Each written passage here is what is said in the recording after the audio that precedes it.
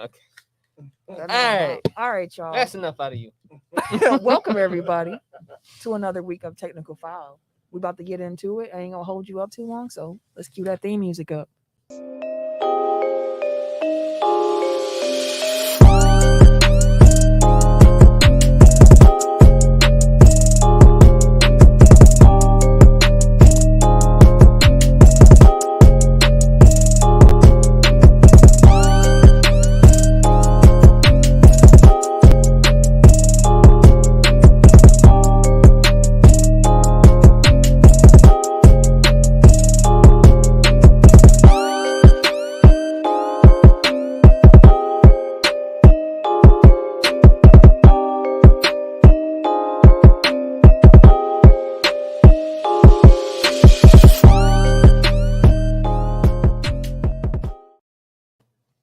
Welcome to episode 259 of Technical File, the sports podcast you never knew you needed. And it is your boy, TIMKINZ, the number 3, a.k.a. Ass Ketchum, a.k.a. Mr. Give It To Me.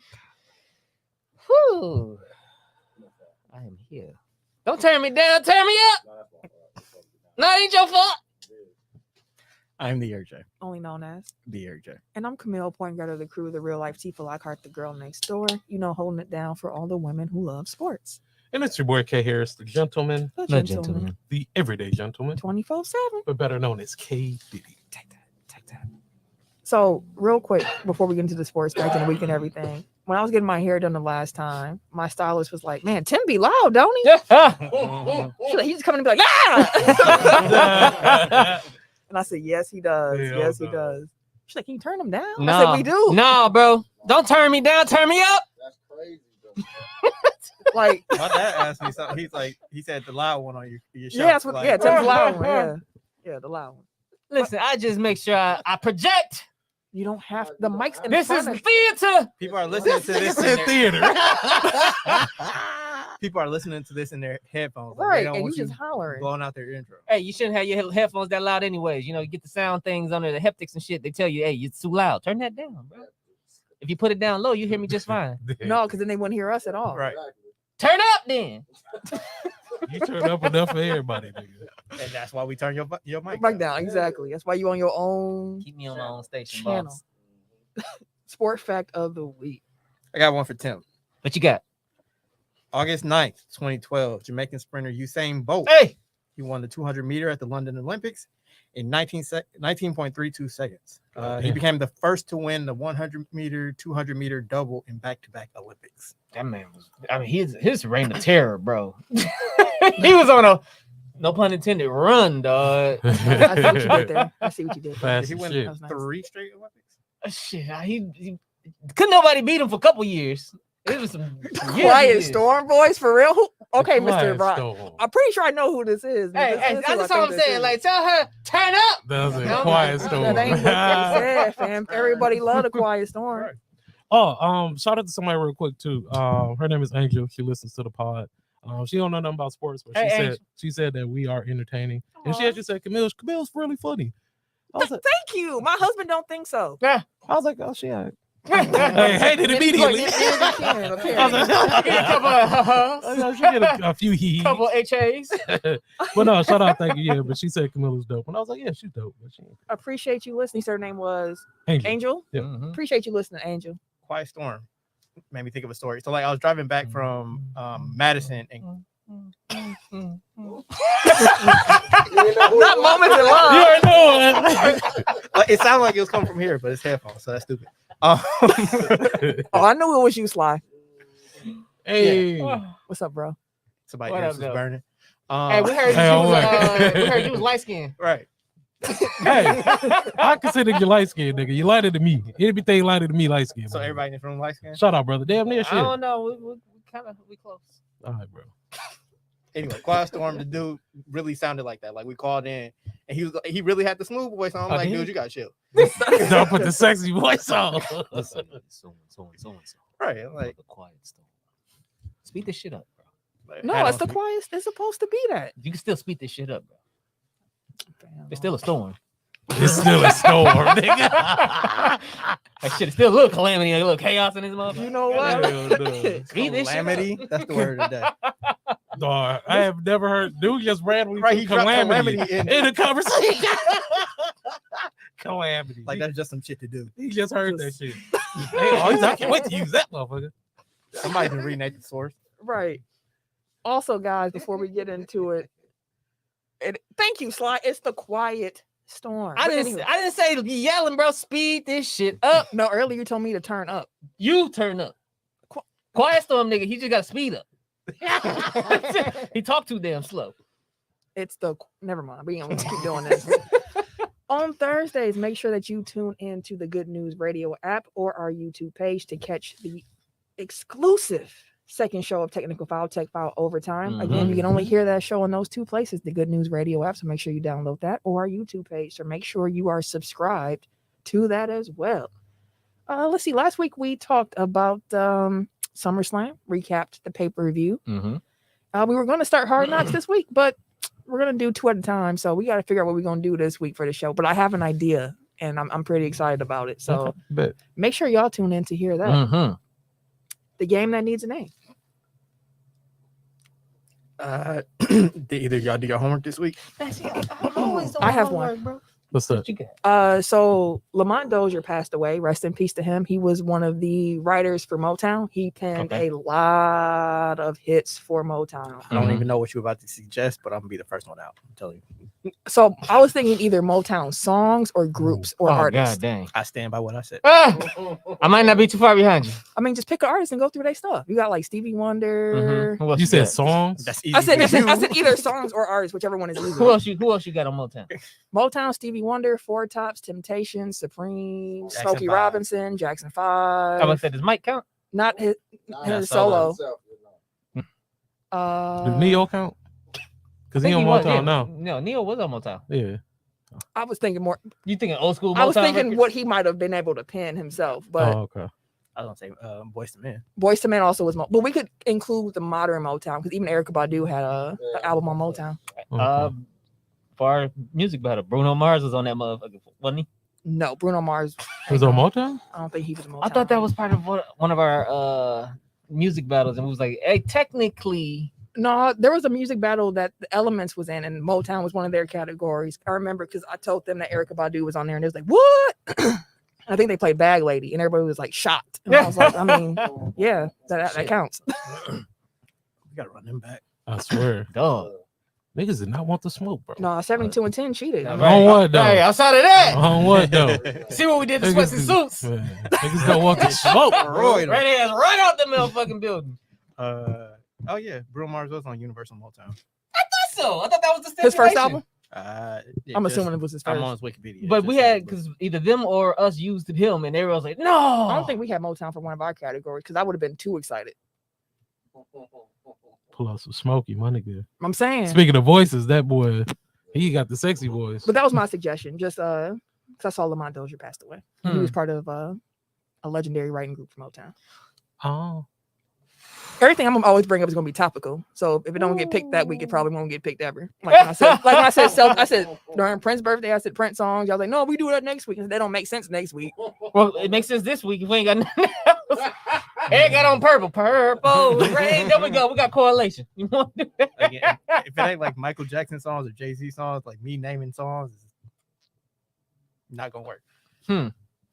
Yeah, so Bruno Mars was signed originally to Motown, but he got dropped within a year before He released releasing the anything. album. Okay, so yeah, okay. I don't remember no Motown Bruno album, but if it was, it would have been his first one. But regardless of such. Okay. God dang it. I know Okay. I put a bunch of them in We there can a do- long time ago. So We can do I'm cool, Motown. whatever. You want Motown artists or Motown songs? but we just named off all the artists. Good. Well, We can do song. I feel like because then you could pick Songs would be. you could pick probably like be Stevie Wonder and easier. just go down his list if you wanted to. Wow. Okay, that's all right. I can start then. In case folks aren't familiar, the game that needs a name is a rapid fire game where we select the category, such as Motown songs, and we go in some type of order. We're gonna go clockwise. So myself, then Ken, then Eric, then Tim, naming off things that relate to said topic within about 5 seconds. Last one standing wins. It's gonna be Camille. I'm thinking hard, motherfucker. All right, Okay. ready? Yeah. Signed, sealed, and delivered. It's on me. Mm-hmm. Ribbon in the sky. Heard it through the grapevine. On and on. Let's get it on. Shit. All right, I'm go. ABC. Apple tree. My girl. Fuck. Bag lady. Since I lost my lady, or since I lost my baby. Next lifetime. Just my imagination. Motown Philly. Tears of a Clown. Song for Mama. Cruising. End of the road. Shout. Treasure. Oh, we got a back. Treasure by who? Bruno. We just said that don't count. It was no Motown. Bro, he was fam. on Motown. He was Oh, bro, dropped. you all Before, be- he just said he was dropped Hey, before but the he was album with came him. out. He was with him. They dropped him. Not when that album came out. You all man. be. It's all right, bro. It's all right. You, You hey, literally just said it. Where's the bell? you had to run, bro. Yeah, y'all that was the smart thing to do. Pick Y'all an had- artist and just go down the list. had it back and forth. Lionel Richie, was he on Motown? I don't think the Commodores were on Motown. Okay. That's a good one. Though. Because I started thinking about Commodores and Lionel Richie songs. That's what threw me off. I Like, was I like, ain't think about it, but like my son watches what's called Motown Magic. I like that shit. every day. So I tried to think of like songs that were on there, and I got through two. So It's a lot of them. It's a lot I was of trying them. to think of that song. I know it feels like somebody watching me. Like, I can't Oh, think of what yeah, that was yeah, called. yeah. What's it called? That's Rockwell who made it. Yeah, but Somebody's watching me. That video used to creep me out as a kid. Because they was always hiding around the corner, like looking and shit. I'm like, bro, what the fuck? It was a little interesting. That's a fact. All right, y'all. Let's get into the topics of the week then.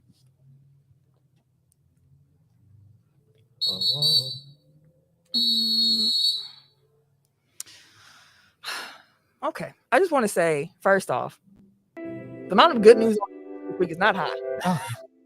Oh no. So we're going to try to Spin it. bring some life to our topics. But in a face-to-face meeting with the Brooklyn Nets,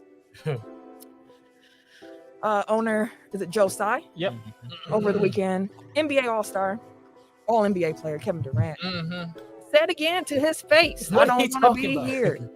So either trade me or get rid of general manager Sean Marks and head coach Steve Nash. After that news broke, Joe Tsai tweeted out, quote, "Our front office and coaching staff have my support. We will make decisions in the best interest of the Brooklyn Nets," end quote. So the trade market had been a little bit quiet for a while, and here come Kevin Durant, sparking things up again because there was some scuttlebutt like, hey, the Nets might just try to bring him back and, just see if they can make it work. And then next thing you know, boom, it ain't fire the coach, fire the GM, or trade me. This was KD this week. Right. Shaking the table. No, that's negotiating one-on-one. Like when you have no desire to, continue this, like you just ask for outlandish shit that they're gonna they're gonna reject. The whole front office Like, gotta well, I go. tried. I don't know what to tell y'all. Trade me. Kind of like how they trading him. They don't want to, so they ask for everything up under the sun. Like, give me your whole team for him. Like, come on, bro. What's the fucking point? Now, y'all know why we want to be contenders. They just gonna point to Minnesota. yeah, and they like Rudy Gobert got 5-6 draft picks. He won't that too. He destroyed that much. He ain't me. He ain't me. Exactly. But apparently the Nets do have direct knowledge of the reasons behind Kevin Durant's trade request. And apparently he is not going to come off of where he stands. I wonder if he'll hold out. 10 toes, bro. We'll see. I have no idea. Like I know everybody says KD he ain't gonna sit out, but it's like, he got like he saw Ben Simmons eventually got his way. His new teammate. You probably learned from him. They had a conversation. Which I don't know. Did y'all see the thing?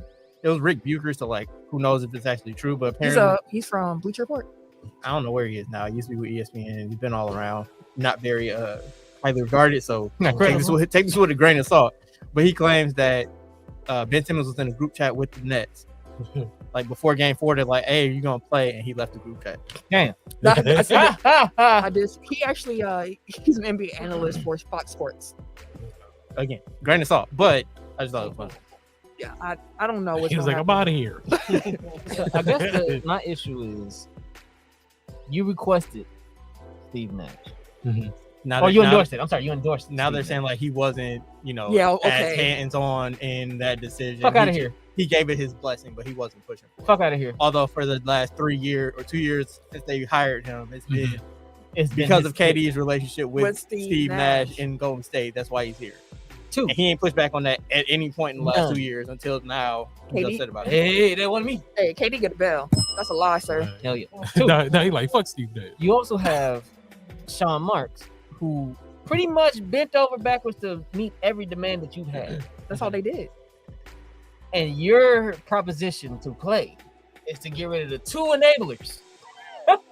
Because what can y'all say? Well, what can anybody say that really Steve Nash? Like, if there were games where we watched and we like Steve sitting on the sideline, like, shit, what the fuck I'm supposed to do? What I'm gonna do? What I'm gonna tell these cats? I mean, he ain't a coach. Everybody's a coach according to Kyrie. Mhm. Him, So- KD. Yeah. and they was Steve cool Nash? with that. That's I what I'm was gonna say, saying. Which to them was like a selling point. It's like, yeah, no, we don't want a veteran coach. Exactly. We don't want Kenny Atkinson, who's been successful as a coach here. We don't want, Mike D'Antoni, who's on the staff. Like, we don't want like a leader that has been at the head of it, because like we can't control him at any point. Mhm. Like, we want somebody that's going to be more collaborative in their approach to running a basketball team. It's like, And we know what that means. Give us freedom to ISO ball. although I guess that tracks, because like now it seems like they're trying to rein them in a little bit, and like they're And now they're chafing like- against like, no, y'all say we can do what we want, so we want to keep doing what we I'm want. a dude. And they say clearly what y'all want to do ain't gonna work. No. It hasn't been working, and we need something different.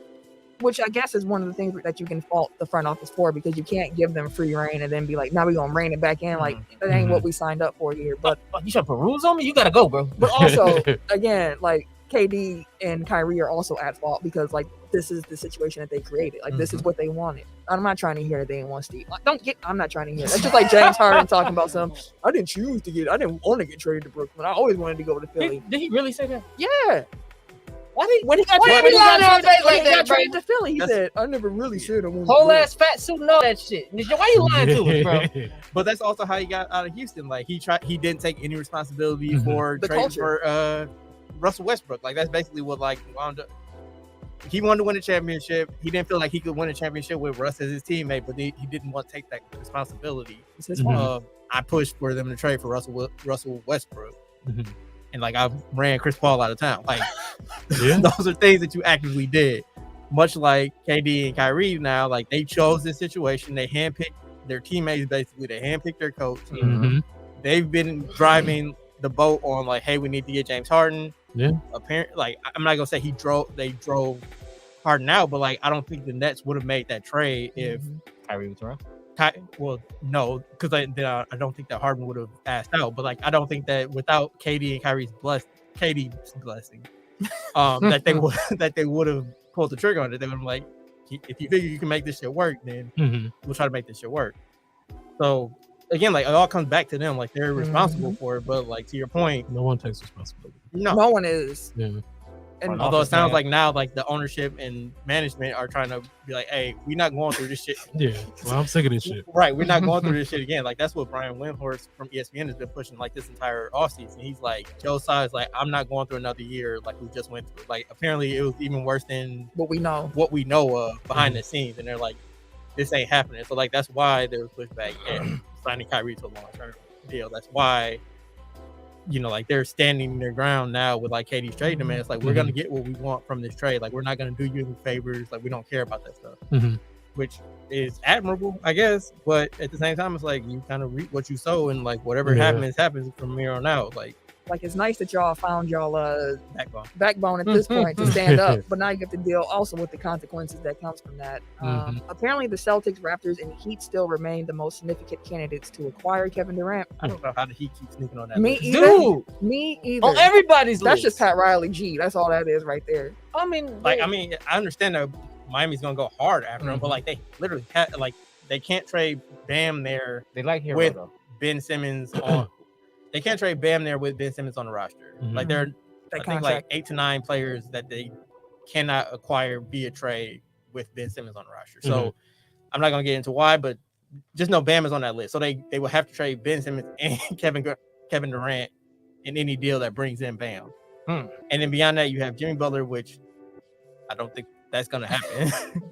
And then you get to like the Kyle Lowrys and Tyler Heroes of the world, which again, like, isn't going to get you a return, and they don't have all their draft picks. Like, they don't have a package that conceivably could bring in a Kevin Durant. Or beat out what Boston or Toronto could offer. They can't beat out Wow. fucking. It seems to me like signs are indicating that it's going to be Boston. Boy, if he ended up in Boston, dog. That's how I'm starting to feel. Like the article that the Athletic put out, like at the end, they were just like, the Celtics, Raptors, and Miami, they're the most, significant candidates. Mm-hmm. And then they kept saying like, but Boston's package around Jaylen Brown is a viable deal. It seems such a viable. I'm like, all right. Unless New Orleans jumps in, like Jaylen Brown is the single best player that they can acquire. So they're always going to be at the top of the list. Mm-hmm. And we posted our clip from last week's show when I was mentioning if I was Boston, I would not want to acquire Kevin Durant. But I would like to say, if I was Brooklyn, I would love to acquire Jaylen Brown. I would love to get Jaylen Brown back for Kevin. Like if I had to give up Kevin Durant, given the options on the table here, for sure, I would be calling Boston. Like, let's see what we can do here. Birds of a feather. That might be like the one player they can bring in that actually keeps Kyrie in the fold. I don't know because they already did that shit in Boston. I don't know if it's sour grapes there or not. I don't know. I saw a picture of them with Kanye. Like, birds of a feather. Oh yeah, Kyrie also did say like he was loved in the locker room. Yeah, it just. So then, what the fuck happened on the court? Like, it just didn't work out. It wasn't a fit. That nigga be lying too. That nigga be lying. And apparently, like Jason Tatum hasn't been like forceful in his. No, we need to keep the team together. No, like, he has not. I mean, you get a chance to like. Hey, what's up, Jeff? Appreciate you tuning in. What's going on? Like you, Jeff, you replace right. But you get a chance. Not necessarily saying it's an upgrade, but I mean, it's Kevin Durant. So you have the opportunity. Like you were like, yeah, don't leave. Come back. I don't want you to go. Hurry up. Because him and KD are cool. Jason Tatum and KD are cool. And they played together. How old is KD again? 34. He's about to be 30. He will be 38 at the end of that contract. Woo! Okay. Woo! It's still KD, I mean, if I was gonna say if LeBron's in, like, I know you can't really use LeBron, but like at the same time, like players are aging better now than they ever have before. I don't know if it's $1 million a year body though. That's what I'm saying. Like LeBron's body, $1 million a year, bro. but in the thing, KD's shooting. Yeah, I was like, no, yeah, bucket though. I'm talking about like how the bodies hold up. I'm like, like you mentioned, like LeBron, it's hard to comp him to anybody because like you sound like Tim out here. I know, right? Jeff out here working. Hey, I hear you, bro. But we'll see what happens with KD. I'm not sure if he is. Well, he's forcing their hand as hard as he can to get him out of here. And if Joe Tsai is really sitting here like, I don't want like a circus, they might just end up doing a deal just to get it over with.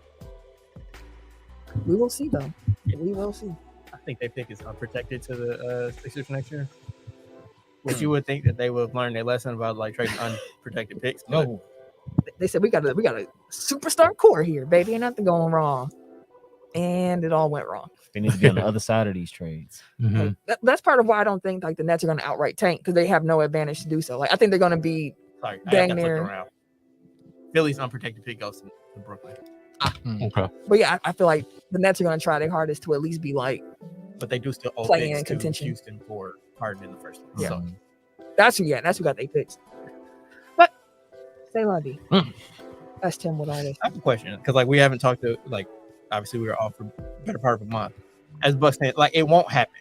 Like being a Bucks fan is boring as hell outside of like 2 months in the spring because we broke. Well, not even that. It's just like they're not going to do anything splashing in the offseason, and then the regular season is pretty much like we know what they are, we know what they'll do. They're going to be there at the end. Like there's no real reason aside from like I like watching basketball to tune in from game to game because they are what they are. Tony World Milton is no. That's actually where I was going. I know that's where you're going. So I'm curious. Like as Bucks fans, would you want to? I'll let them answer first. Y'all know what I'm gonna say. Would you want to be in the Kevin Durant business if like whatever they have to trade, like they gave up for? I can answer first. So it's something I thought about for a minute, and it's still one of those like, all right, if we get KD, don't expect him to be there for the full season because he hasn't played more than 60 games. I don't know how long.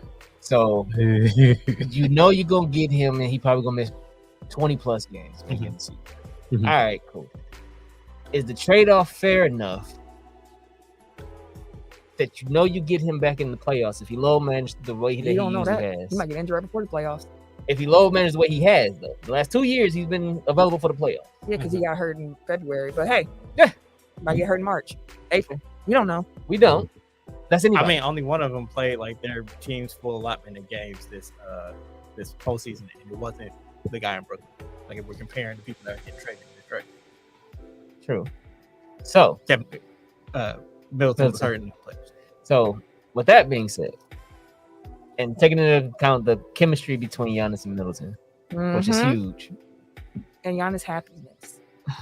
I think I mean, Giannis I wouldn't be take mad about into Kevin Durant. consideration that any move the Bucks do, they're gonna have Giannis sign off. So Correct.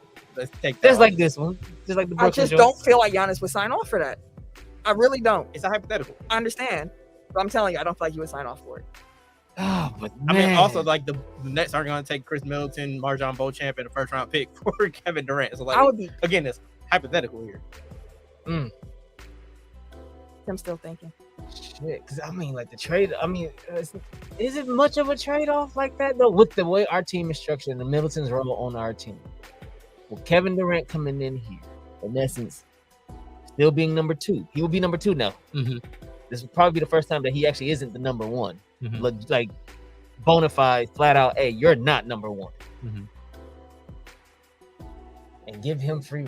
You giving Kevin Durant free reign? You want Ken to answer? Well, While you I was gonna say, thinking? like, you Like, thinking out really loud. thinking out loud. Yeah, go Oh. ahead. I don't know. I feel like, well, I'm not like a legit That's like why I'm very Bucks curious. fans or whatever. I'm very Watch curious enough to to- know. To me, it doesn't make sense to bring KD in. Like what Camille was saying. Like, I don't think Giannis. Of course, it's KD. So of course, like having a superstar of his caliber, like he'll walk in bucket. But again, like he don't play full seasons. Giannis won a championship without him. The team is still good enough So the to. Golden State. Huh? It's so Golden State. Yeah. So I don't feel like it'll be.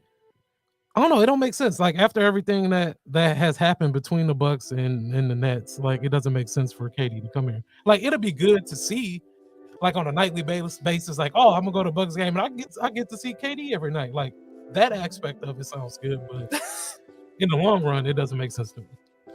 Aside from the fact that I don't think Giannis would sign off for it, Bro, you sound like you hating. I'm telling you what. I think we'll hate Chris Middleton. Man. I already knew it. I Yeah. told you girl hates Chris Middleton, so of That's why course they he's sound gonna like say, he hates. he's gonna say get rid of him. That's right. Poor man's Joe Johnson. Like, come on, bro. No, that's Nah, he would trade Chris disrespectful. Middleton for like Tobias Harris or something. Yeah, like Yes. listen, one, I mentioned one of the same concerns last week when I was talking about why, if I was the Boston Celtics, I would not trade for Kevin Durant, and a lot of that sentiment is the same as to why, if I were the Bucks, I would not trade for Kevin Durant. I know what I have, and I know it's a championship level team.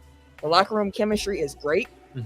The locker room, they have a no assholes policy on the Bucks. No, Like ass. for real, like that's what they always say. Like Giannis and Chris are like they champion that locker room, Mhm. and now Drew as well. Where it's like that's just not how they get down. Mhm.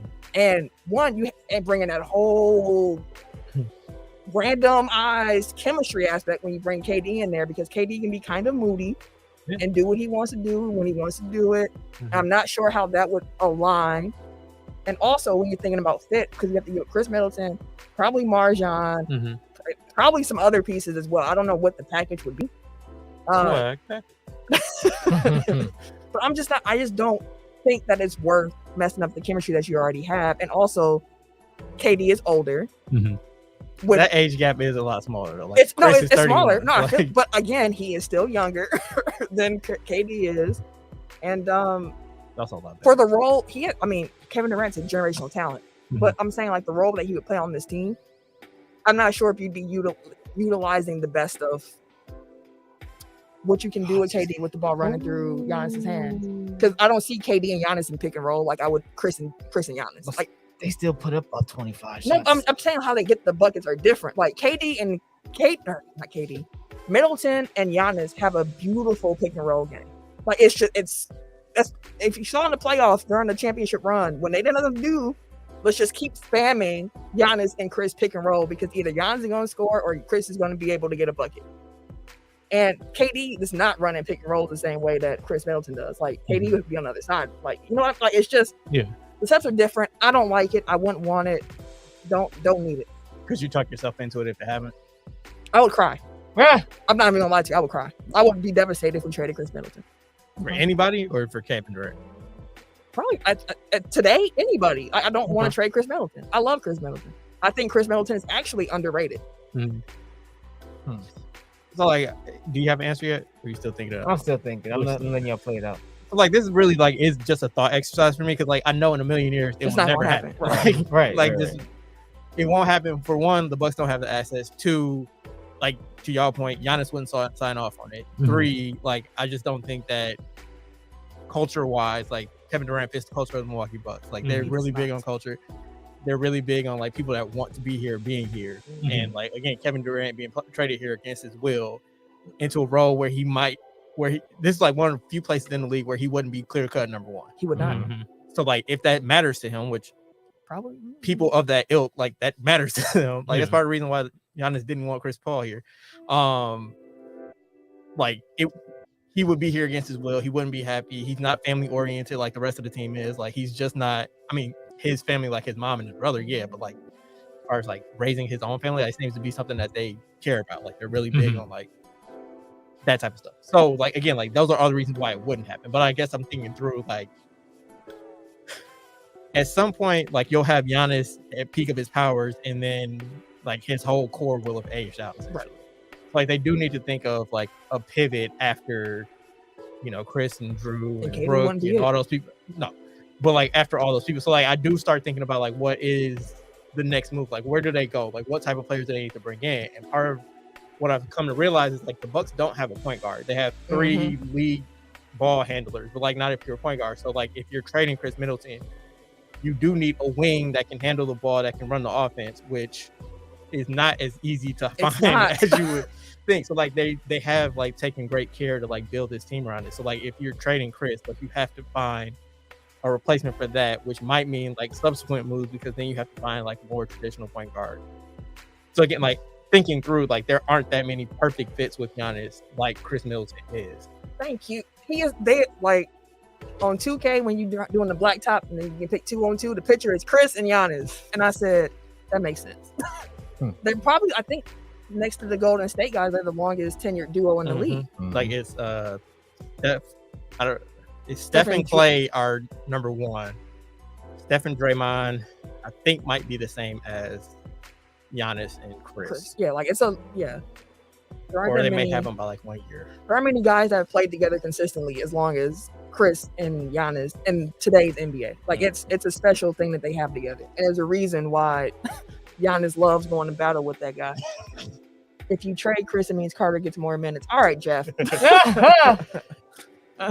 But honestly, it's funny to think about the replacements, because I think ideally what the Bucks would hope is that MarJon could grow to be a player. Not to say that he'd be no, for real. Like that's what I've heard Ben Baker talking about. He wants MarJon to study Chris Middleton. And I'm not saying they're the same type of player, but I'm saying it's a wing that they have coming up behind in the depths. I just like he's a late first round pick that hasn't played an NBA game, so I don't want to put like Chris Middleton replacement on. I don't want to put that on him yet. Like and Chris Middleton was a 2nd round draft pick traded out of Detroit for nothing. And how many times does that happen in the NBA? It does not, which is why I hope this 1st round draft pick does pan out. It's kind of like oh, Jordan Love is following 2 Hall of Fame quarterbacks. Like he's the next one in line. It's like, don't put that. Like you don't know what he's gonna be. Like you ain't got to put that on him. Like he's gonna be who he's gonna be. Like you only setting yourself up for failure. Hall of Fame quarterback. Setting yourself up for disappointment. No, I don't even think that MarJon and Chris they don't play the same way. I'm just saying like that's the young wing on the roster who I could see being like, okay, well, you could probably start. I mean, like people did that with Ward too. They're like, oh man, he a bucket. Like this next Jordan Ward. Oh yeah, I mean he's a bucket. He just can't play no defense. Next Chris Middleton, like no. Chris can play some defense. That's the difference. That's the difference. In the September issue of Vogue, Serena Williams penned an article discussing her plans to move on from tennis after competing in the U.S. Open, which takes place at the end of this month. Despite some reluctance, she decided to make this move to focus on other things such as growing her family and business ventures. So Serena Williams has currently won 23 Grand Slam single titles. And this will mean she's stepping away after 27 years. Fuck them all. Because I remember her coming. I remember her coming in. Mhm. My grandmother used to be super geeked about them girls. She came in as like being his little sister, and that was 27 years ago. God damn. Yeah, bro. I would encourage anyone if they have not, because this just came out today. Please read the article that she wrote for Vogue. Mhm. It is beautifully written, and it's all just her explaining her decision, why she's doing it. And one thing that I pulled up a couple of quotes I do want to read in case folks ain't gonna actually read the full article, because I know how y'all be. She said, "Believe me, I never wanted to have to choose between tennis and the family. I don't think it's fair. If I were a guy, I wouldn't be writing this because I'd be out there playing and winning while my wife was doing the physical labor of expanding our family. Maybe I'd be more of a Tom Brady if I had that opportunity, but don't get me wrong. I love being a woman, and I've loved every second of being pregnant with Olympia. I was one of those annoying women who adored being pregnant and was working until the day I had to report to the hospital. Although things got super complicated on the other side, and I almost did do the impossible. A lot of people don't realize that I was 2 months pregnant when I won the Australian Open in 2017. But I'm turning 41 this month, and something's got to give. AKA, I can't do that again." So she wants to have another baby. Yes, she said her daughters keep saying, like, she heard her daughter say, like, "What do you want?" Like, question, like, "What do you want to be when you grow up?" And her daughter whispered, like, "I want to be a big sister." And she said I know, right? And she said she's heard her daughter say often, like, "I want to be a big sister." And Serena's thinking about the fact that she's the youngest of 5 sisters and how much she looks up to her sisters, and she's always wanted a family. And that's what's up, bro. And she also wants to further expand her business ventures because she realized that most capital dollars go to white men and organizations led by white men. And she was like, we gotta get more people who are women and more black people in these businesses and these spaces to give out money and help fund businesses ran by people of color and women. So she wants to keep playing tennis. Don't get her wrong. Like, she wishes she could keep playing. She was saying, like, it makes her cry every time she thinks about quitting, and she's just taking a day at a time, and wouldn't have been perfect if she would have been able to win at the last tournament, already have 24 and then win 25, break the record and retire. But it ain't gonna go that way. So we just gonna see what happens at the US Open, and then after that, that'll be that. She's been super close, like a couple times, right? Yes, she's been in a few finals, and she mentioned that she probably tricked them off because she was thinking too much about breaking that record. Wanted it too much. Yeah. You know what's funny? Reading the article, I was like, because the U.S. Open ends on the 11th of September. It starts like the 28th of August. The end of August. Yeah.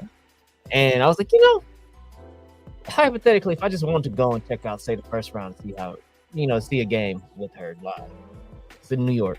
I'm like, how much would it be?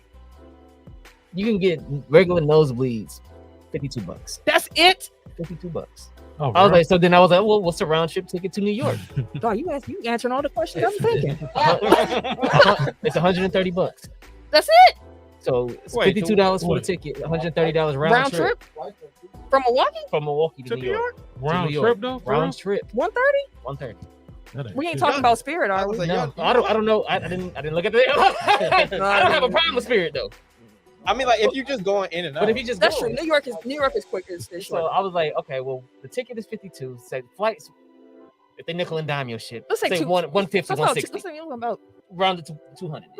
252 for you to go down there, and that's just for a day. That's just for the opening night or whatever the case may be. But let's just say you want to go down there. It's say 2 nights or 2 games, 2 rounds. You're looking at about $350. I think I'm already off work them days too. I was like, that's nice. And it's the week before Labor Day. Yeah, that's what I'm saying. So that's damn near perfect too. I was like, no, if you want to really catch a legend, that's my last chance to see Serena live in New York. That'd be dope. 2 weeks from now.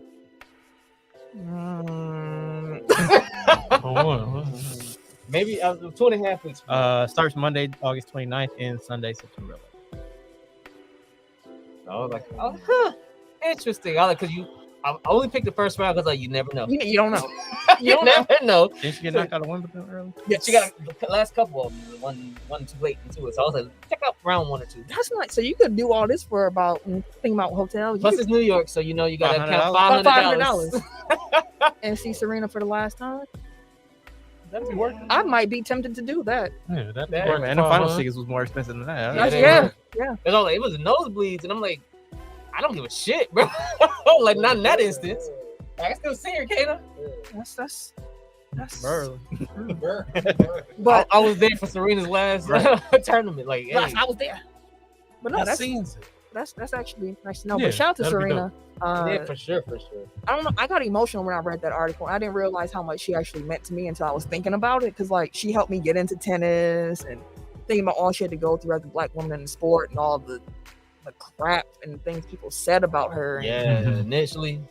Ooh. Oh man, and then And like I don't want to push back on things that she said, but I think that she's already like the Tom Brady of tennis. Yeah, like tennis, players don't play into their 40s, like men or women. Like the fact that she's done that, you know, however many years postpartum, like at that high of a level, like tennis primes are like your shit. There was a time when like if you were past 30, it was like it was oh man, you over the hill. Like so, the fact that she went a decade past that even. And having a baby and still being like at the top of her game for the better part of that decade, like I think that she's already accomplished what Tom Brady's doing as a 45-year-old starting quarterback. Like he was 36 when she won in 2017.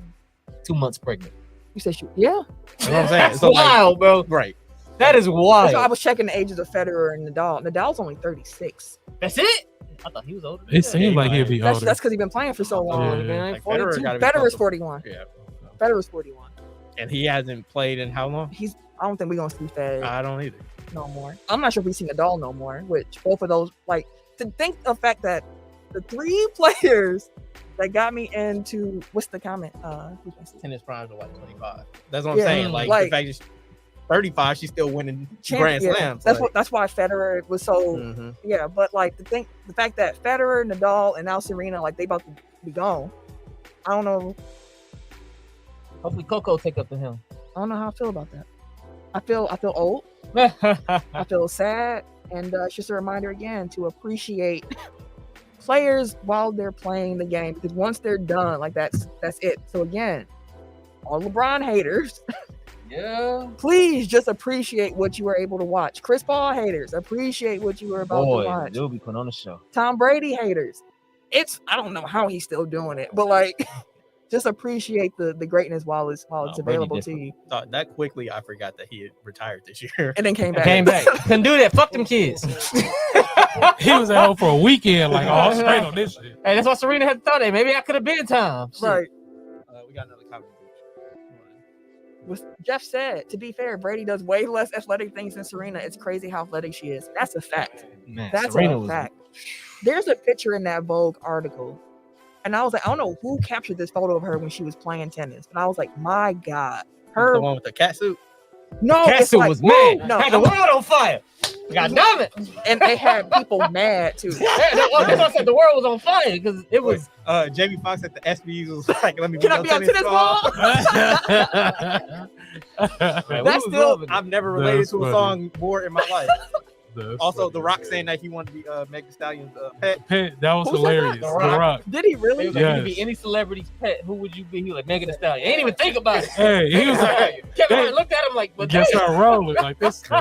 He said, don't ask. Don't even ask the question. Don't We worry all about know why. I just sent y'all the picture to our group. I was like, I was like, her body is a work of art now. It's just a work of art. Good Lord. Work of art. Good. I ain't get it. Jesus Christ. Work of I art. put it in the just so y'all can see. Good Lord. Good Lord. Jesus Christ. Oh, no. Give it to me. You wow. shit. Oh boy. Slice AO facts to both Meg and Serena. Yeah. You ain't never. Talking about flies on walls. Never mind. I was gonna take that jump somewhere way where it need to be. UConn star Paige Buckners. She's gonna miss Buchers. I'm sorry. She's going to miss the upcoming season after tearing her ACL in the pickup game last week. That sucks. In a man. pickup? That Damn. sucks, man. Pickup game. That's trash. And she already missed 19 games last season with some injuries. But when she's healthy, as we all know, Buckets. that's why they pay buckets for a reason. Like she's already made about at least $1 million in NIL deals. By That's the way. dope. Man. And it seems like it's easier for women to come back from ACLs, like, and play at a high level. Man, I hope so. I really hope so. And Meg BF got that. If you can't look at Serena and see her beauty, you have something wrong with yourself. That's a fact. These are facts, Joe. That's a fact. Go back to the 90s, early 2000s. This is hella. Oh my God. And so much racism too. A lot of it was cloaked. Yeah. Some of it wasn't. A lot of it was cloaked. But regardless, we wish the best for Serena. Maybe we'll be in New York to see that last run. Russian court sentenced WNBA star Brittany Griner to 9 years in prison on Thursday of last week, which was an expected conclusion to her trial. That should now allow negotiations for a prisoner swap to accelerate. So Griner's been arrested. Well, she got arrested back in February. So this has been ongoing for quite some time now. So just wanted to keep folks updated in case they weren't aware. I know people saw 9 years and were just like, dang, like it's over. But like the thing that they kept saying is like it can't be a prisoner swap if she's not a prisoner. So like she had to be sentenced, like she had to plead guilty. She had to be sentenced before they could even really facilitate the swap. So hopefully it's on the way. We've seen President Joe Biden talking about somehow she needs to come home and she's been wrongfully detained. So hopefully he helps negotiate that. So again, sending love up to BG and her family and her friends. Absolutely. Hoping you get back home soon. Rest in peace to Vin Scully. Vin Scully spent 67 seasons. Woo! 67 seasons calling games for the Dodgers. So he was in Brooklyn and then Los Angeles. That's how long he was calling games. 67 years. 67 years. That's wild, bro. Dude, his professional career could file for Social Security. Yes. Which is nuts. Yeah, it can. Facts. I want to pay respects to him. He's a legendary broadcaster. Like, it's just certain names that you know of, and you're like, man, like that's somebody who's been doing good work for a while. Like here in Milwaukee, we've been blessed because we got Bob Uecker. So it's been cool. Bob's not still calling games no more, is he? No, I thought he stopped. Yeah, I don't think he's calling games no more. But he'd be in the locker room. He'd still be around. Yeah. He's definitely around. He'd be tweeting and everything. I remember when they got in the playoffs, he's in the locker room. I was just watching Major League last night. That's one of your favorites too. I remember that from when we were doing Tech File Center during the pandemic. Oh, why y'all got this picture in my phone now? It's unbelievable, ain't it? My God, it's a thing of beauty. Man, I hope she got it framed somewhere. You about to? Exactly. You can get it. I can't get it framed. Never mind. I ain't gonna have my best friend coming from me. Like, why you put that notion in your face? Right. I'm not giving you no ideas or nothing. She appreciate beauty too. She would definitely be like, oh yes. She might have it on her desk before it's on your desk. Right. Like that ass. Like, bro, relax. Right. She confiscated. Like, I'm taking this. Right. Hold on, it is. What's wrong with you? Like, oh, get out of here. So let me put my phone down because this ain't even my section right here. What you got? Things aren't looking great for the we Chicago have to skip Bears. over this.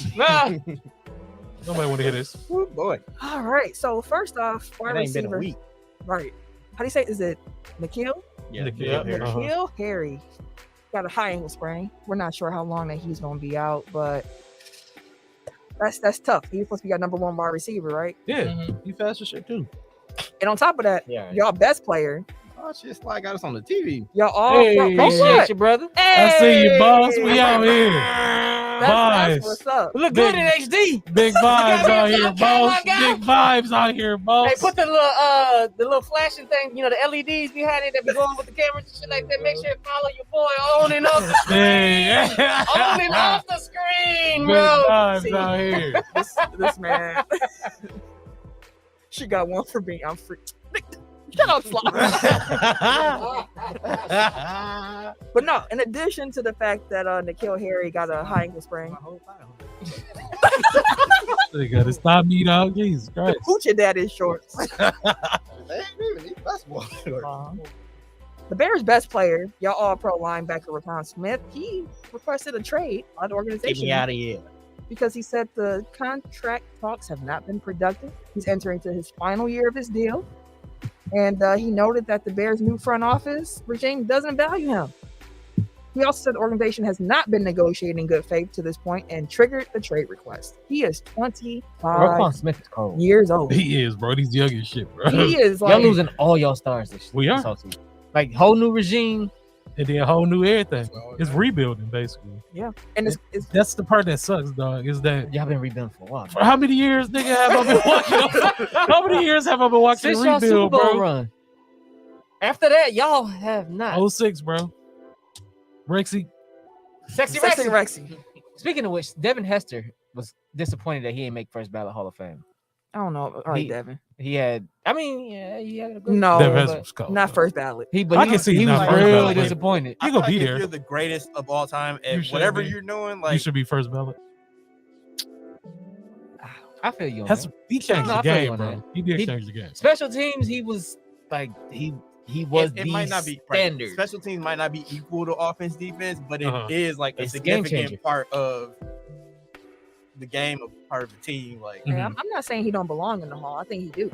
I don't think it's a crime that he wasn't first ballot.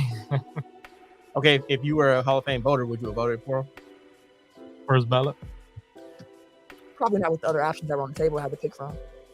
But do they like limit how many people you can choose? On You the know, they ballot? had that pool initially for each year.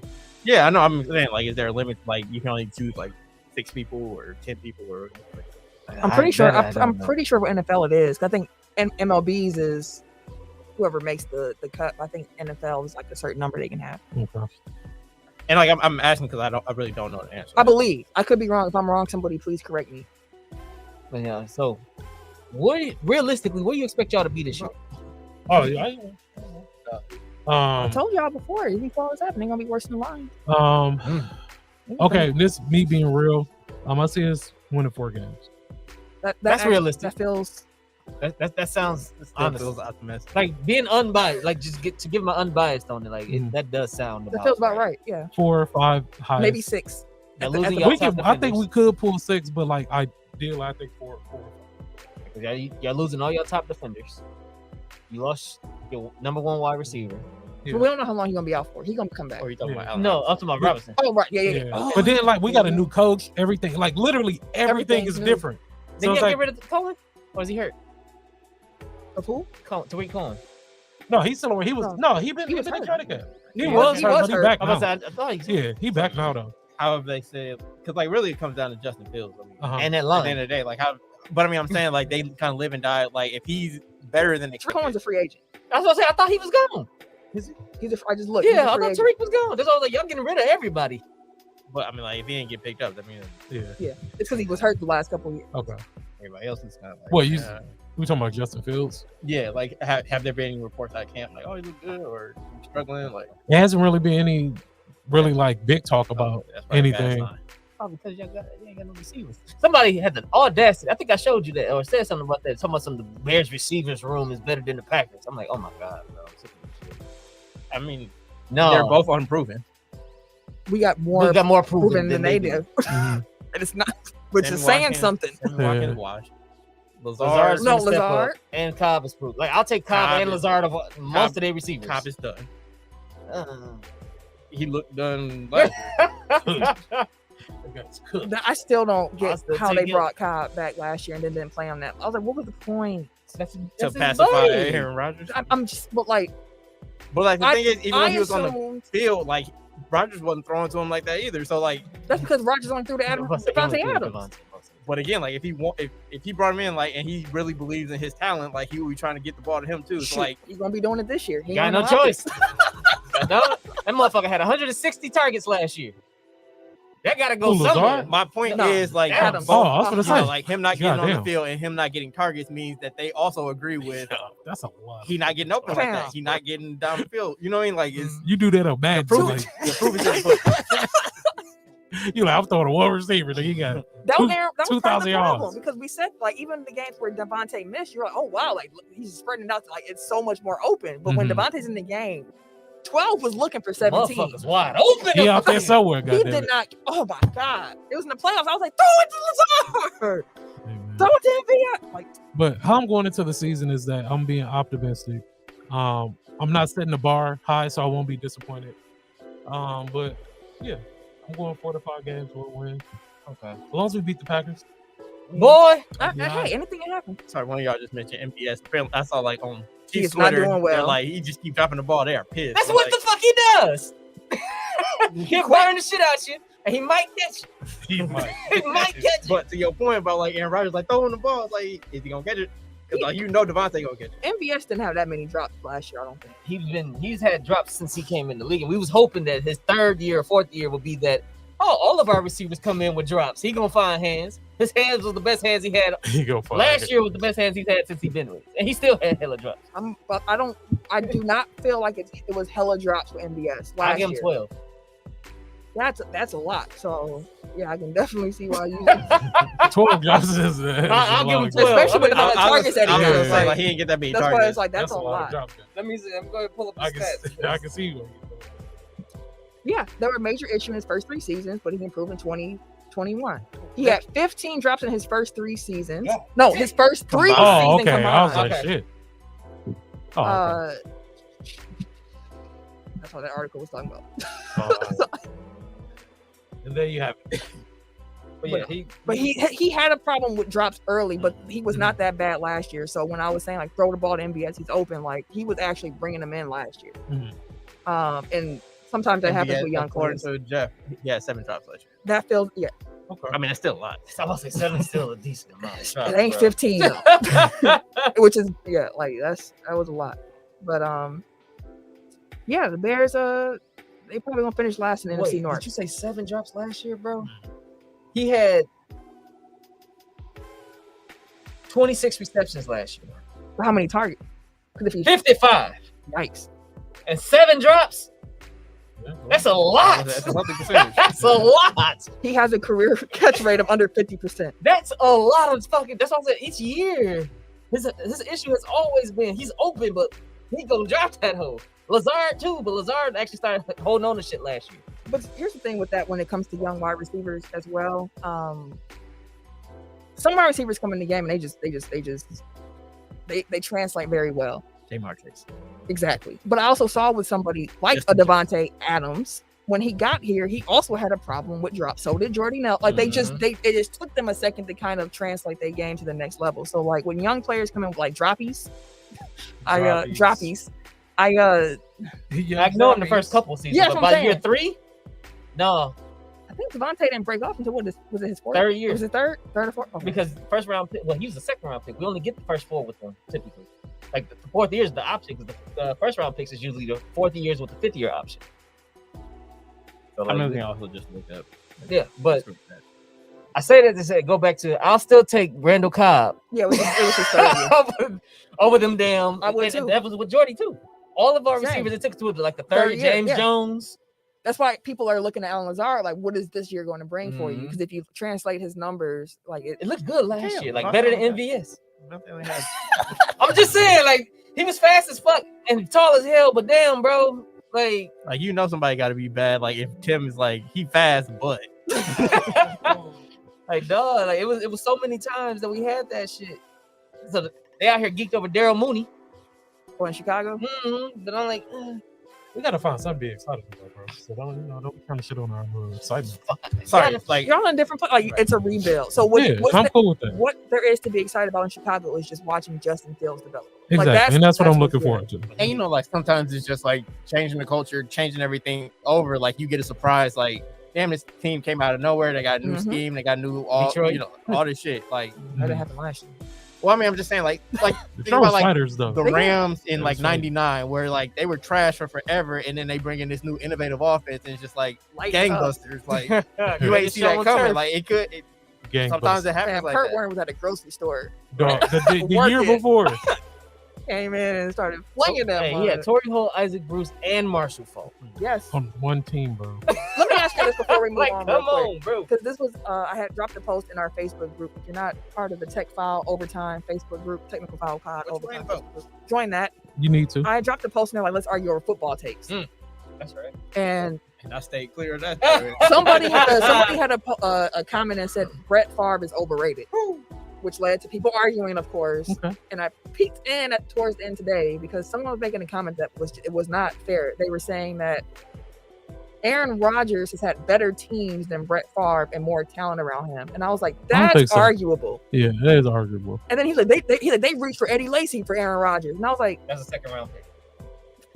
First off, thank you. And he was like rated like the third or second best running back in that draft. First, thank you. But also, I was like, okay, so you're talking about the running backs they had around them. I was like, yeah, he had Eddie Lacy. And I'm like, is that something that we should be proud of here? I liked Eddie Lacy. I thought that Eddie Lacy could have been a lot. Eddie. He just couldn't keep the weight off, right? I feel like he could have been a lot only had 2 better years. if Mike McCarthy would have actually ran the ball through him, because Eddie Lacy was the kind of back you need to keep feeding. Power back. Yeah. And he got stronger as the game went on. I was like, Favre had Dorsey Levens, Lamont Green, Edgar Bennett, and then he ended with I like the Edgar And Bennett. Amon Green is probably the best running back in Green Bay. So was Ryan Grant only Rodgers? Ryan Grant was, I think he might have been on the team with Favre, but he didn't really play. But Ryan Grant was like Aaron Rodgers first, and then we had James Starks. Then we had Eddie Lacy. Starks had a good. Y'all remember that one year? It was a good Super Bowl year. Yeah, he was real good. That was the only good James Starks year. And that was really like a month, like the last month. But the season, yeah, he just playoffs. popped. And then it was kind of like, okay, like think about my receiving cores, and I'm like, okay, well, Favre, like they both had overlap with Jennings and Driver. You can argue that Rodgers had more good Jennings than Favre did. Well, he had Antonio Freeman, he had Robert Brooks, He had Sterling Sharp. He had Antonio Mark Freeman Chmura. was that dude. Mark Chmura, I was bro. like, I know he a creep, but like He was cold. I wasn't a big fan. Bubba Franks, I used to like Bubba Bubba Franks. Franks, I used I to, used to like man, that Bubba was Franks Favre boy. too, dog. oh, Favre loved him. some Bubba Franks and Favre Bubba was like Franks. Vince and Brock. Favre loved him some Bubba Franks, But that was dog. something interesting to think about. I was Like, like, think about the defense that he had Reggie White I'm like, for like 5 seasons. Butler was still playing Leroy, with Favre too, was wasn't Leroy there? he? Leroy. Butler. Leroy, was there? Yeah. Yeah. And then we had, like you said, you had Levins, but then we also had Al Nick Harris. Barnett. Nick Barnett was there. Leroy. Hey, if someone find Nick Barnett, tell him I said Here hi. she go. There she go with There she with go. the bullshit. Tell him I said Tell him I hi. said hi. That's She all did I'm a little saying. wiggle dance. Hey. Somebody clip this and send it to the Hey, mail. She's Remember, excuse me. I'm just saying hi. That's all. Robert Brooks. Robert Brooks. Oh, Robert Brooks. Yeah. So I was like, Javon Walker. Yeah, Javon Walker. That was my dude. Dog. Florida Favre State. snaked Javon Walker how? Florida State. because he was holding out and he's like, oh, he don't need to do, like he Oh, basically yeah, took yeah, away all yeah. his leverage. That was And like you're not supposed to comment on other players' contract Yeah. situation. Talking about his money like that. but Favre was mad though. Hey, Nancy. it was interesting though. Bingo. From 94 to 9, Jeff said from 94 to 98, the Packers had the best defense in NFL. Gilbert Brown. Oh, Boy, the great nigga. Gilbert Couldn't move shit in the Brown. middle. Digger. Couldn't Dog. move nothing. Was that Santana Dawson there too? Santana Dawson was still Yeah. here. Like, bro. Boy. And we still had he had Desmond Howard for special teams. That Yeah. won the Super Bowl with him. This reminded me of a tweet. It was like men can just sit around for hours just naming random old athletes. Like, not calling you a man, but I'm just saying like that. And we could be like having a time of our lives. It's like, Entertained. dog, you remember? Yeah. I ain't even a Packer fan. I'm excited. I remember that nigga, man. Them was some battles back in the That boy was day. Like good. Favre had some good teams. No, he Yeah. absolutely did. He had some shitty ones. With the 4-12 year was Favre. And What was that, Aaron? 4-12. We had No, 4-12, was 8-8. That was how they got AJ Hawk. So that was far. The 8-8 was when what's his name? Ray Rice, right? Right, bro. Ray Ray Rice. Rose. My bad. I'm sorry. I'm sorry. That dude fell off the face of the earth. Like he ain't heard shit from Ray Rice. I mean, that's smart. Like, Yeah. Stay low. Sorry. Duck. Jesus. All right, I mean, Jesus. moving right on along. that advice for him. Drop Go the ahead. ball, baby. Go on. Okay, so don't drop the ball, make the call. George Kuntz. Yeah. Yours. George Kuntz. So That ain't how George- it felt. it's not, but George Kuntz. I actually know George Kuntz. Oh, really? Not Oh yeah, he was like the AD at at UWM. yeah, and then he was at Marquette for a little bit. Mhm. Now, I don't know him well. Like we're Facebook friends, but like we used to talk to each Oh, other. you got the ad? Huh? You got the ad on Facebook? The ad. Everybody don't add everybody. That is true. He probably some people do that. Everybody though. Some people are less. I'm to this day I'm friends with Wes Matthews on Facebook. See, Ain't even know it. I didn't realize that either until I Just on look- my friends list. I'm like, he's a what? Like George Kuntz, he literally posted today like him taking an interception back against the Vikings. I was like, oh But shoot, then you also have Al Harris and Mike McKenzie at corner. I forgot about Al. Mike Harris. McKenzie was my guy. Well, Mike McKenzie too, but still. I mean, I like that. Mike again, nice. like in Ray Rice terms, like we could talk about like the off the field, but Darren Sharper, Yeah. but he was a He good was football cold. player. That's what I'm saying. Like He was cold to as the point fuck. of the conversation, like Favre has some talent. Yeah, Yes, he fam. did. George Kuntz got almost 5,000 friends, fam. I ain't special. God. goes at everybody. Right.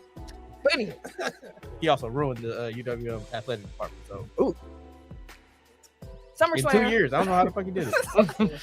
with You can't put that on SummerSlam. that black man. I can. I was still in school there at that time. Erickson there I'm like, watching, bro, I'm trying to go back to the tournament. What the fuck y'all doing? with SummerSlam in the rearview mirror and Triple H in charge of creative, the company's building towards his next pay-per-view at the beginning of September. And Tim had, he's been keeping up with WWE. I know. Did I say Tim or Ken just now? You said me. Okay. I had because sometimes y'all name is a little close to me sometimes. Ken's also been watching. But there are a few things that That's me. Right. there were a few things though that Tim wanted to highlight that he has noticed being new with Triple H at the helm, including the return to Dakota Kai, Karrion Kross, Edge, Dexter Lumis. The way they had Dexter Lumis come back on Raw was It's kind of perfect. yeah, that was Yeah, it was. It fit his character. Because I seen him, I was like, ain't that? I couldn't think of what his name The car was. crashed and shit. Everybody ain't No. nobody saying shit about this car. It's all fucked up. Then it's getting towed in the background. Motherfuckers just walking around. I'm like, bro, ain't nobody gonna say shit about this car? That was the good part about like no one really mentioned everything, but you saw him. I was like, that was dope. yeah. See what you're doing now. Just that Nick Collins anyone. Oh, we all know Nick was here. Nick was. But Nick had to play with Rogers. I was gonna say that was Rogers. Yeah, we talking about Favre teammate. But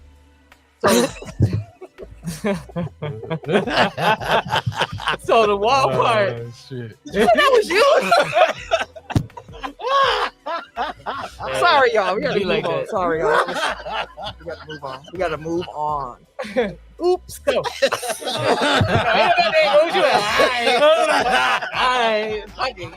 said Tim, you. continue on, please. My bad. All right. So WWE, for those who have been keeping up, ever since Vince left, Triple H kind of became in charge. Last week we kind of mentioned it because hey, SummerSlam's coming up. Things are already set in stone for the week, for the month. They building it up for weeks.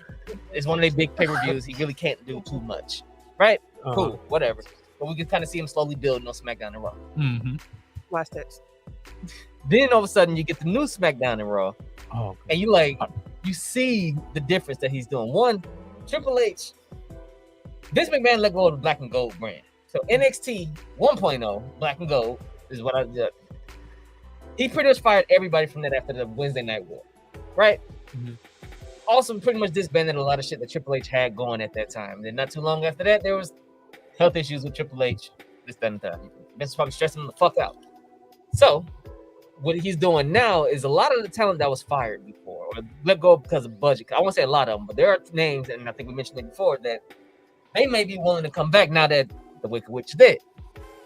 To your point about budget, because like it's interesting that WWE had to go through all this belt tightening while Vince is chilling out That's what we $5, said. $10, $15 million. Well, Like the budget cuts is him paying off, so he had to let go of people. Which is wild. With wild as shit. So, Ken, you've been kind of keeping up, right? What would you think? I would say the storytelling, but there are certain wrestlers that are. Vince had his guys. Triple H has his. A lot of his guys were in NXT. Yeah.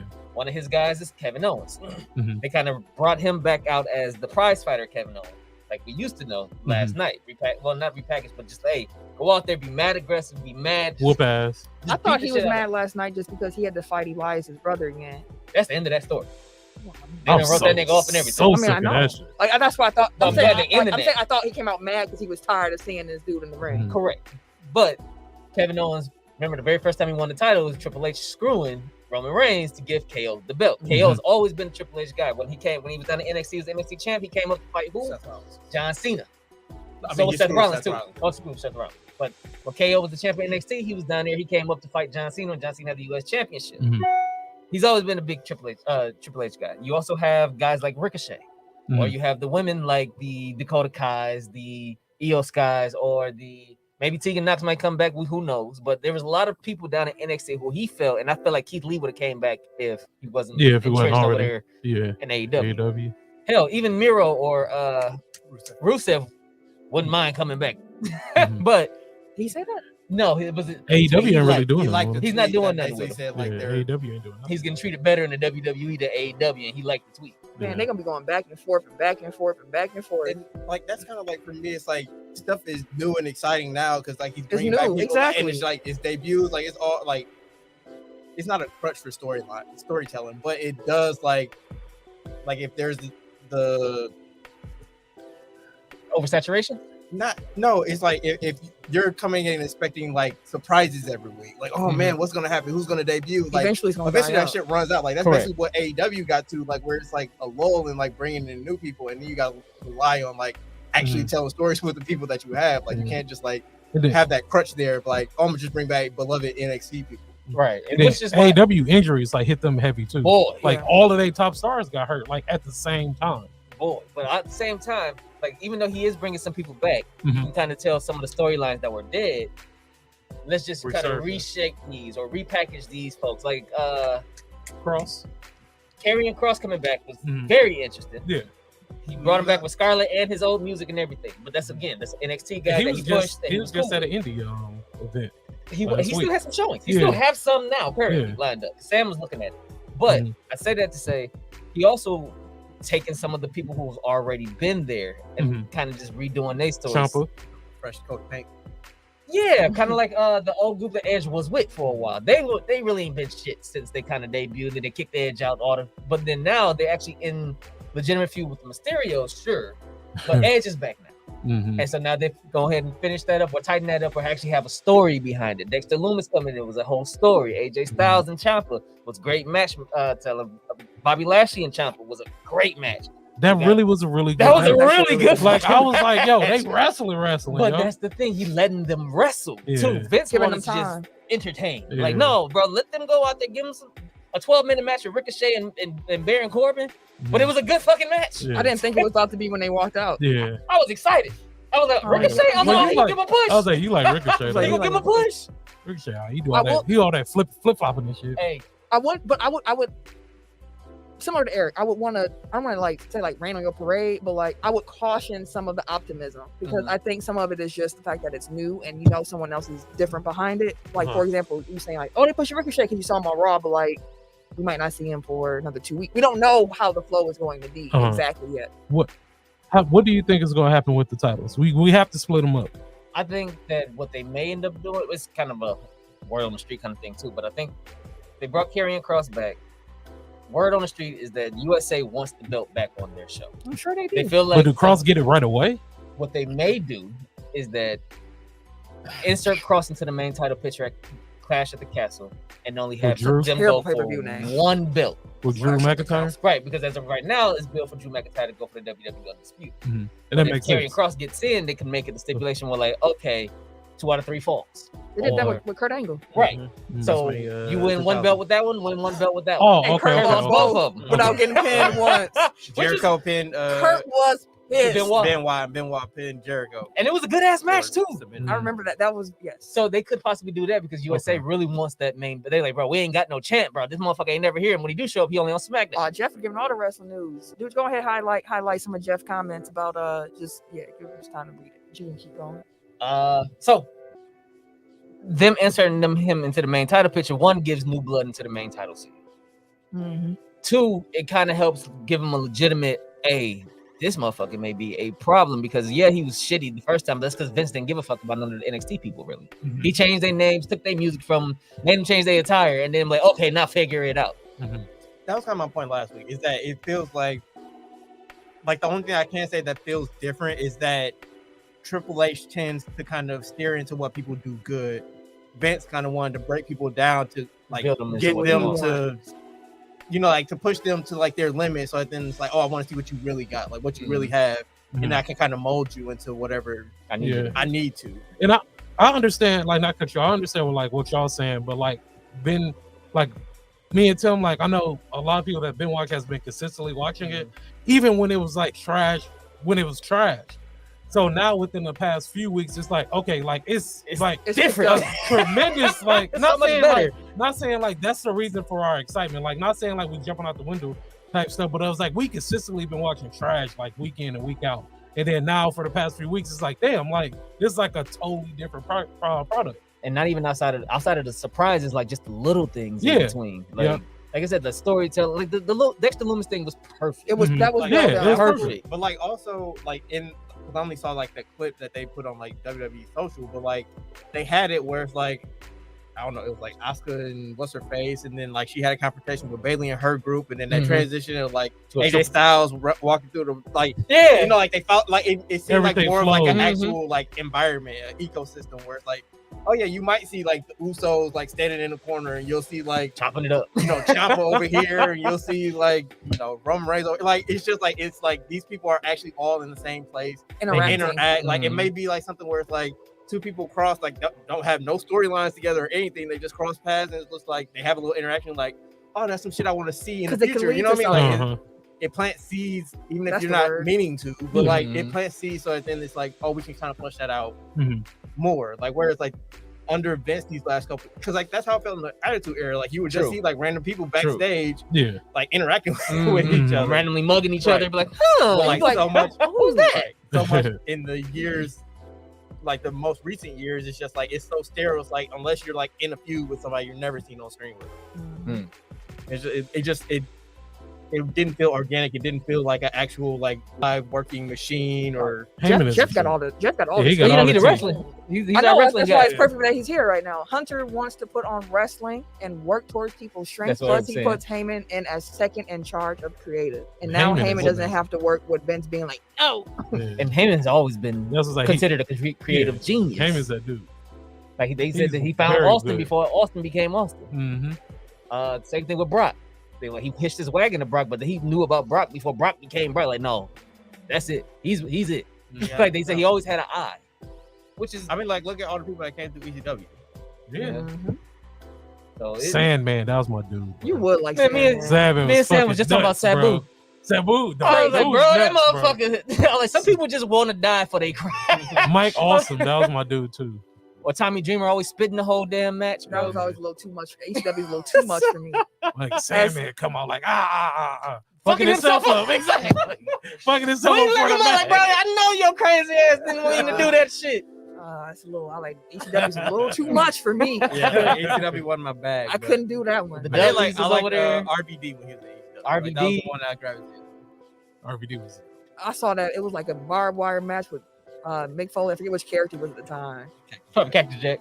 And Terry Funk. And I was I remember that match. Their matches, dude, used to be ridiculous. So it was like, why are y'all doing this? Like, somebody please stop them. Please. They better eat hella steak, bro. All the iron they losing from that blood, goddamn. They be leaking, god. I'm like, shit. Did he really hit him in the head? Like, fuck. The references you they gotta eat hella steak. Like at the start of that sit up, like, where's he going? I knew exactly. As someone with low iron, I was like, yeah, you gotta eat you some red meats. Oh, hey, dude. Thick glizzy. We got y'all. Jesus. A group of 11 LIV golfers, including Phil Mickelson, filed an antitrust lawsuit against the PGA Tour. They were challenging the suspensions imposed by the PGA Tour back in June. And they're also trying to, get a restraining order that can allow them to play in this week's FedEx Cup playoffs. I get what they're trying to do. They want their cake and they want to eat it. Exactly. You can't tell me where the fuck to play and get my money. I'm gonna still come back over and play in your tournament too. What you talking about? It was Cactus Jack. Also, how you just LIV just signed British Open winner, Cam Smith, Cam something. Did y'all see that they were trying to get Charles Barkley? Yeah, he was gonna go. That bag ridiculous. Chuck was like, "Yo, if y'all for real, that bag is ridiculous. I'm going." We was close about Tiger. We was real close about Tiger. They said he turned out $700 to $800 million, bro. Almost $1 billion to go play golf. That's nuts. 18 holes, bro, for almost $1 billion. Hey, when I fly out? Hell, goddamn, I'm swinging the shit. Almost $1 billion, bro. When I said we were close because we said if they offer Phil almost 500, they had to offer Tiger almost $1 billion. You know they had to. This man know the dates and the matches and everything, man. Listen, I mean, it's a legendary match. Classic. I couldn't tell you the date, but no, Chuck was gonna go, but he said y'all need to get to me by like Thursday or this whatever week. He set the deadline because I can't keep TNT waiting on my answer because they done me too well. I ain't gonna do them like that. They really have. LIB didn't step up, so he was like, all right, I'm going back to inside. I wonder if they gave him a raise at TNT. Probably. I'm sure they did. For people, some people don't like I think Inside the NBA is a genius piece of TV. Yeah. Like it's not it's enjoyable. not something that you go to try to like get the game broken down. Yeah, You- no. Like you have to accept it for what it is, and it's entertainment. Mhm. I can't watch it if the Bucks lose. Ah, That's what I've learned. That's fair. It's like because like I'm not coming for you to like speak about things that you don't know what you're talking about because you only watch them once a year. after I'm upset. You know what I mean? Like, but if I'm in a good mood, like, After oh yeah, I I'm want to see upset. I want to see him crack jokes about like like what happened in the game, or if it's a team I don't care about, it's like yeah, this is fun. But like I've learned I can't watch them When it's your team, when it's getting my cracked team on. and they getting joked No, on. I feel Like, you about that. I man. had tired of that shit. Oh, they was after the Lakers heels all season. As soon as the game over, I'd switch channel. Fuck that. No, when they did after the Timberwolves won that play-in game and they were celebrating and they came and you go back to the studio No, and that they were was- just cracking up. They was killing dude. Dog, that's still one of the like that was like the Pat Bev, hilarious for that. Dog, cat was kissing his girlfriend on the sideline. Oh, I'm like, crying, waving the flag, Dog. shit. My nigga, real tears, bro. I saw a clip from like probably like 2015 or something like that. It was Bucks and Lakers, and they had like an NBA app or NBA TV game. Like basically, like they were selling that game for $7. They were just cracking jokes for them, like over the highlights, everything. And it's an NBA product, so like obviously, like they're supposed to be like selling it and making you want to buy it. They're like, don't waste your money on that, America. Like, Yeah. like you spend that $7 on a cheeseburger. I'm glad Like, we out of that shit. man, it was whew, some of thank God. Oh, Dang. Mm. Would you pay to see a OKC Laker game on NBA TV for $7? Any game on like any Laker game. Yeah, I pay. I he paid get. for League Pass. I pay for League Pass just so Also, I you can watch get 2K? Laker games. You getting 2K this Yeah, year? it's just when y'all told me that, I was like, I'll pay that You gonna play? anyway. He ain't Just gonna for play it. wrestling. You gonna He play? ain't gonna play it. You gonna play? He's not gonna play Tim. I'm gonna play. 5 goddamn years. Damn. Five. Since we started this podcast, 5. you have not played with us once since we started this Not podcast. one. It's been that long. Not one. Not one time. How the hell did we They have been run trying to get you for a while. before the Okay. podcast? We played with him once before the podcast. I should be offended though. They never asked me. Because you don't play the Uh-huh. player. We have had this asked you. discussion. And you said Yeah, you- yeah. Yes, we have. have. And you said you He don't said, play. You said Only you do don't play. one mode. Yeah, that's You find too me at. I'm nice though. Yeah, okay. I'm nice. Yeah, all right. I think we played once. It's- Oh, that's don't- when don't I think- had Magic Johnson. and We he ain't was seen cooking. you, bro. Was it Deuce? Like I feel like y'all came Deuce in. played Okay. Deuce played with us more than Ken. Yeah, Deuce was our Kobe for a while. Shit. Oh. There was some games we couldn't do like, hey, Kobe. I'm like, Deuce, I shot that. This came down. Give me the Fading ball. away, 3 niggas on him. He fading away at the 3-point line. We was like, And goddamn. then all you hear Deuce go, my bad, this ain't my career. No, it's not. This ain't my. We like, hey, it's all right, bro. We know. Hey, my sliders ain't up. My bad. I thought my sliders. Maybe was up. early Saturday morning or late Saturday night. I'm like, God dang, bro. Okay. And we good. But then there was games. Deuce put up like 28 to 30. All right, bro. That shit was funny, though. But yeah, Hilarious. just to end the show, we got a couple of things to hit rapid fire. We ain't gonna give Deshaun Watson too much time. But I just No. Not at all. just want to let the people know that his 6-game suspension that was proposed by an independent judge. Well, the NFL appealed that. Which is stupid. No, I think it's stupid. why is it stupid? Because the NFL appointed, the NFL and the NFLPA agreed to appoint a judge so that Roger Goodell would not have this power. Mhm. Because everybody felt Roger Goodell was overstepping his boundaries and had too much power in disciplinary action. Mhm. So if you're appealing it, you give the option of either going back to Goodell or going back to the judge. But y'all picked the judge in the first place. But the thing is that even with this new system, at the end of the day, Goodell still had the final. Like that part never changed. But that's why it's stupid. Because why go through a whole process of appointing a whole federal judge He to should've just do done it all of himself. this, to turn around and be like, you know what, I still don't like your decision. I'm gonna just make mine on my own. That was the whole point of that, was for you to remove yourself from it. Well, he ain't gonna be the person. He He designated appointed somebody else. because at the end of the day, he still wanted to have his control, but he wanted to find a way to try to make it seem more. What's the right word here? More like collaborative. Yeah. Although it's not.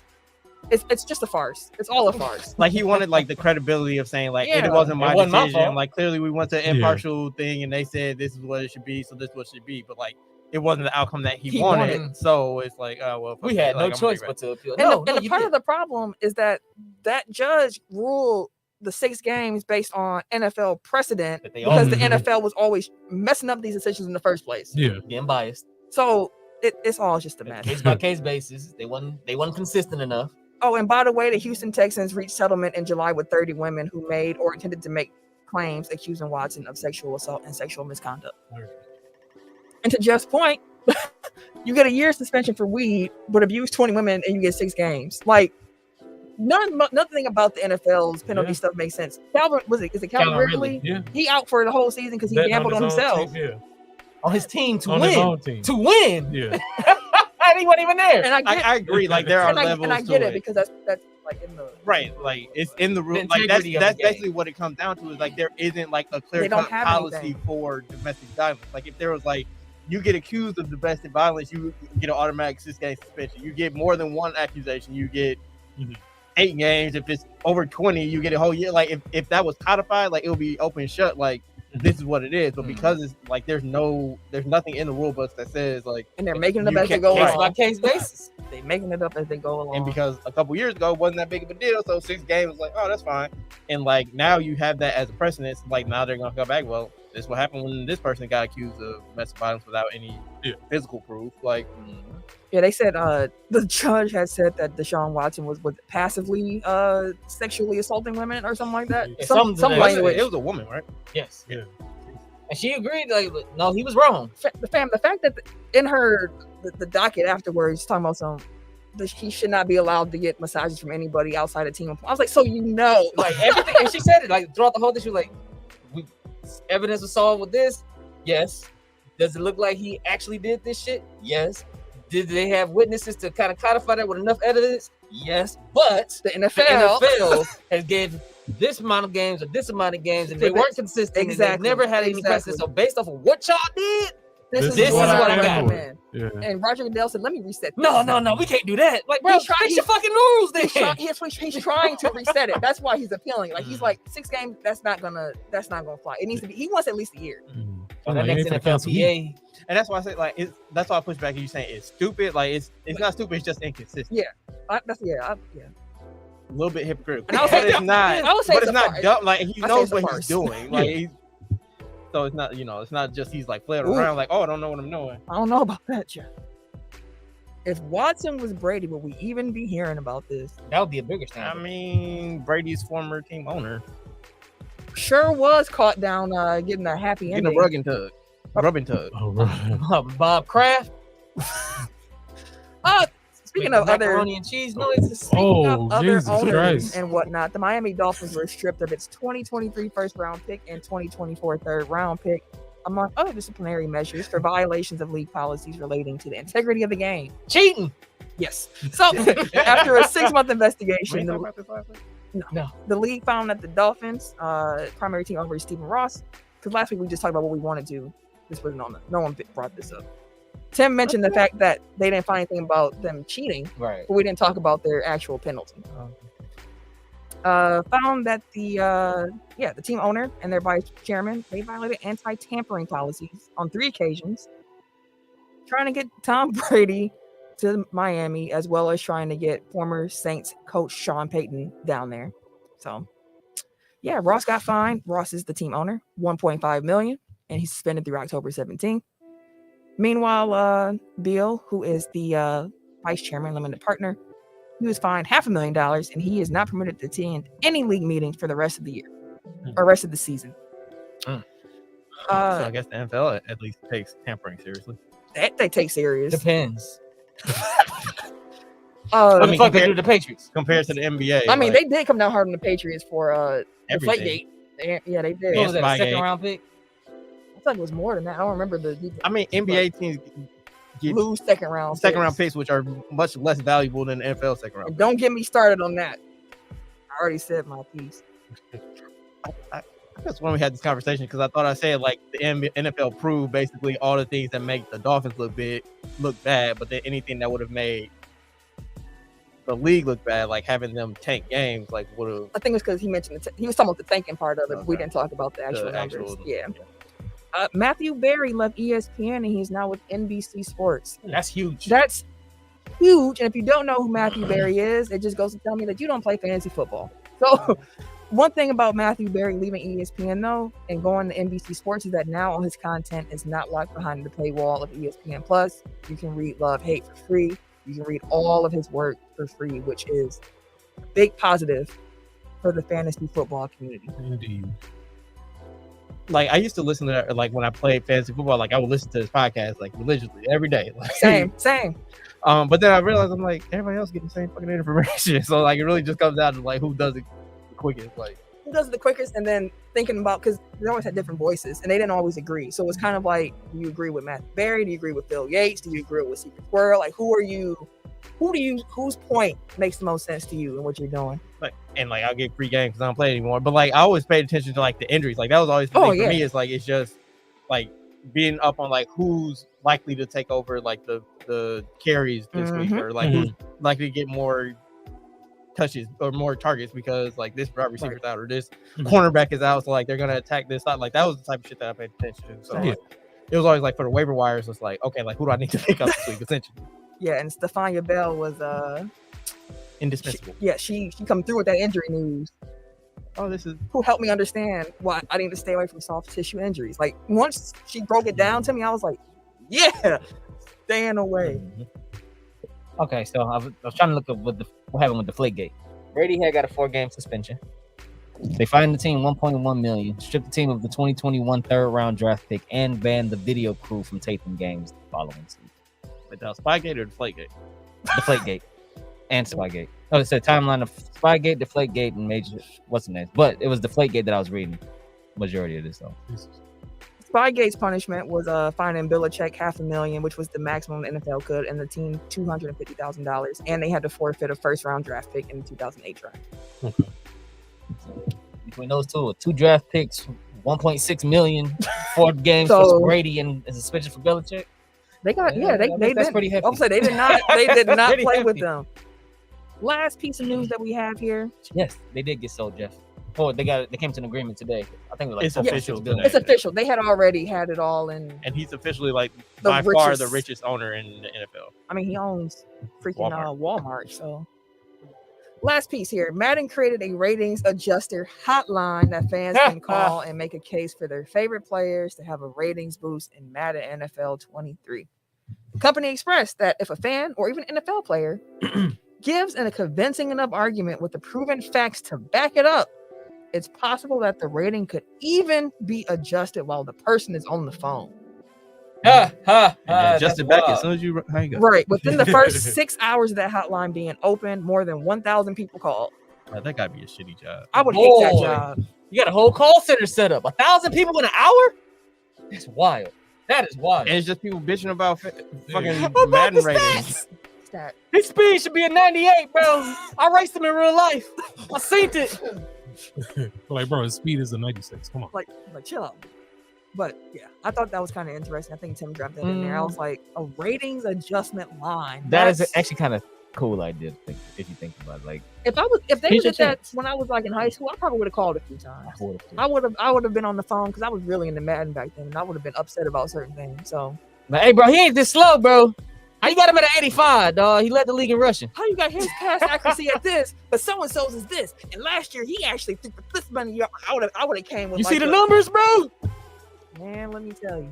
But you're gonna start blocking people like this. Joe should be at 99. He called too much. Start screening calls. Before we close up shop and get out of here tonight, is there anything else that y'all want to talk about? Get off the chest. Say which chest? Shit. I think that might be it. I think that might be it. All right. I'm guessing their silence is no. So, as a reminder again, thank you. Well, first, let me say thank you for listening. We appreciate you tuning in. Shout out to everybody who was in the YouTube comments. Jeff, Sly, everybody who we saw. We appreciate y'all for sure. For sure. I was listening to that song earlier, actually.